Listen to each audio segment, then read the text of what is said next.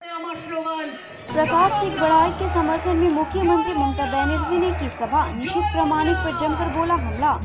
मुख्यमंत्री ममता बनर्जी ने अलीपुरद्वार विधानसभा क्षेत्र से तृणमूल उम्मीदवार प्रकाश सिंह बड़ाई के समर्थन में तूफानगंज के नागुरहाट में रैली निकाली। नागुरहाट की इस जनसभा में एक ओर जहां ममता बनर्जी ने तृणमूल उम्मीदवार के लिए वोट मांगे, वहीं दूसरी ओर मुख्यमंत्री ममता बनर्जी ने केंद्र सरकार और बीजेपी की कड़ी शब्दों में आलोचना की। कुछ बिहार लोकसभा क्षेत्र के उम्मीदवार निषिद्ध प्रामाणिक पर जमकर हमला बोला। तृणमूल कांग्रेस ने निषिद्ध प्रामाणिक को विभिन्न अवैध गतिविधियों के लिए पार्टी से निष्कासित कर दिया था। बीजेपी ने एक गैंगस्टर डकैत को मैदान में उतारा है। सिर्फ इतना ही नहीं, उन्हें केंद्रीय गृह राज्य मंत्री बनाया गया है। मुख्यमंत्री ममता बनर्जी ने सीएए को लेकर केंद्र के खिलाफ नाराजगी जाहिर की और तृणमूल कांग्रेस के उम्मीदवार को जिताने का आह्वान किया है। बीजेपी का गारंटी जीरो। आज सब कुछ किया है। 2 साल बीजेपी जीता है, एमएलए जीता है, एमपी जीता है नॉर्थ बंगाल से। चाय बागान का 10 लाख मजदूर का खाना बंद कर दिया था, पत्ता लेना बंद कर दिया था। हमारा सरकार वो लोगों का साथ, परसों वो लोग हमारा पास आया, कल मैंने खोल दिया, कल से मैंने बोल दिया आप लोगों ने पत्ता, आपका पत्ता लेंगे। 10 लाख मजदूर को हम हेल्प कर दिया। 100 दिन का काम के लिए कोई कुछ नहीं करना पड़ेगा। हम खुद 50 दिन का काम बना दिया। उसका नाम है कर्मश्री, चल रहा है। आप लोगों को ऐसे ही मिलेगा, गवर्नमेंट रुपया देगा हमारा सरकार। ये हमारा बजट में कर दिया। आवास योजना में 11 लाख बाड़ी हम इलेक्शन के बाद इसको रुपया आपको दे देंगे, जैसे आप कर सके। और अलीपुरद्वार, जलपाईगुड़ी, कुचबिहार में जिसको सब चला गया दुर्योग में, उसको लिए भी हमने लोग इलेक्शन कमीशन को लिखा है परमिशन देने के लिए। अगर इलेक्शन नहीं होता तो 1 सेकंड में मैं कर देता। इलेक्शन का टाइम है, बातों बातों पर परमिशन लेना पड़ता है। और कैसे परमिशन लेना पड़ता है? बीजेपी जो बोलता है वही होता है। This is too much unfortunate. 5 दिन पहले लेटर लिखा, अभी तक नहीं क्यों रिप्लाई आया? तुमको तो रुपया भी नहीं देना पड़ता है, टाकाओ तो तुमरा दिচ্ছ না। আজকে আপনারা বলুন তো বন্ধু, এই যে বড় বড় কথা বলছে মোদি का গ্যারান্টি কি করবে? কুস্তি লড়াই করতো, মেয়েটা পদ্মশ্রী ফিরিয়ে দিয়েছে, লজ্জা করে না? গুজরাটে দাঙ্গা করে কত লোক মেরেছো, আসামে এনআরসি নিয়ে কে নিয়ে কত লোক মেরেছো। সন্দেশখালীতে কেউ তো মারা যায়নি, তাদের সবটা দেখে দেওয়া হয়েছে, কারণ এখানে আমাদের সরকার আছে। আর বিজেপি, তুমি মহারাজ সাধু হলে আজ আমরা দুর্নীতিবাজ বটে। আমি একটাই চ্যালেঞ্জ, এই যে বাড়িগুলো ভেঙে গেল, 6 লক্ষ বাড়ি এই 11 লক্ষ বাড়ির লিস্টে ছিল, কেন করতে দাওনি 3 বছর? তুমি বলছো দুর্নীতি হয়েছে, শ্বেতপত্র প্রকাশ করো। চ্যালেঞ্জ করে যাচ্ছি, বেঙ্গলে কি দুর্নীতি হয়েছে, আর উত্তরপ্রদেশে কি দুর্নীতি হয়েছে, গুজরাটে কি দুর্নীতি হয়েছে। আমাদের এখানে 100 দিনের কাজের নামে সম্পদ চাইছে, আমাদের নয়। কোথাও কোথাও কেউ দুষ্টুমি করে থাকতে পারে, তাদের টাকা ফেরত দেওয়া হয়েছে, তাদের বিরুদ্ধে ব্যবস্থা নেওয়া হয়েছে কিছু লোকের বিরুদ্ধে।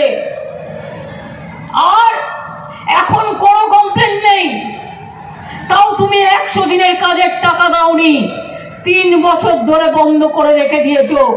আমরা 70,000 কোটি টাকার উপর 100 দিনের কাজে খরচ করেছি বাংলা, এবং কয়েক কোটি আমরা মানুষের কাজ দিয়েছি। এই যে 100 দিনের কাজের টাকা আটকে রাখলে, দিলে না। আমি নিজে দেখা করলাম তোমাদের সাথে 3 বার দিল্লি গিয়ে।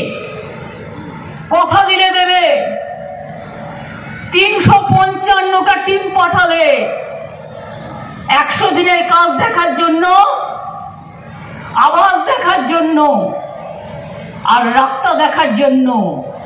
তারা গিয়ে তো রিপোর্টও দিয়েছে।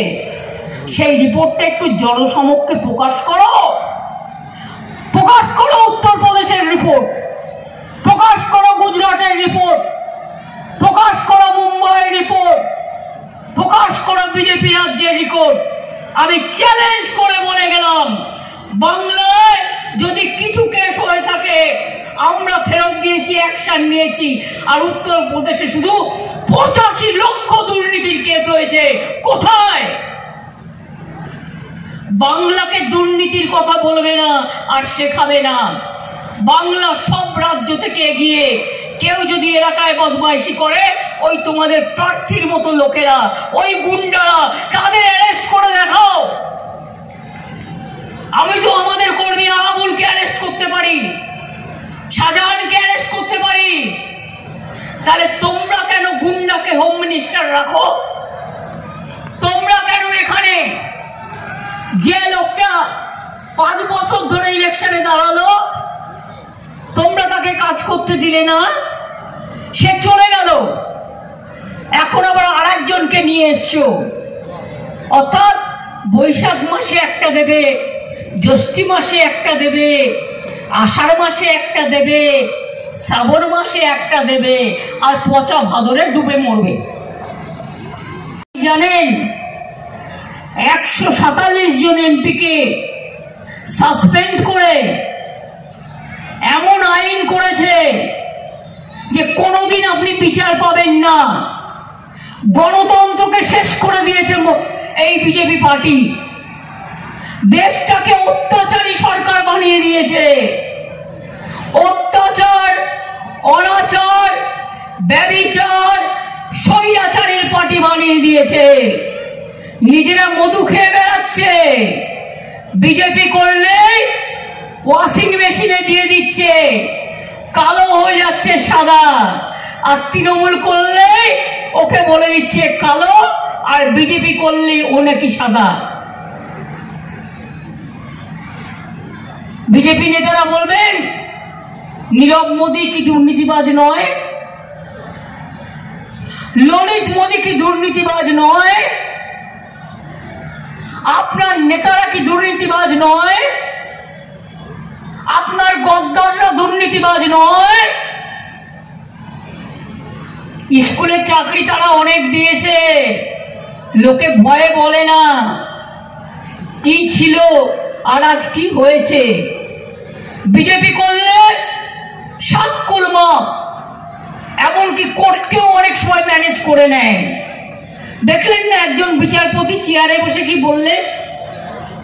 এবং তারপরে তৃণমূল কংগ্রেসকে গালাগালি দিয়ে বেড়াচ্ছে। আমি ওনার বিরুদ্ধে ছাত্র নেতাকে প্রার্থী করেছি, দেবাংশুকে। দেবাংশু ছুটিয়ে বেড়া। আর আমি চাই, আপনি বিচার দিয়ে ছেলে মেয়েদের চাকরি খেয়ে নিয়েছেন অনেক ছাত্র ছাত্রী, আজকে জনগণ বিচার দিয়ে আপনার চাকরি খাবে। এটা মাথায় রাখবেন, এটা জনগণের আদালত। কৃষক ভাতা আমরা দেব, লক্ষ্মীর ভান্ডার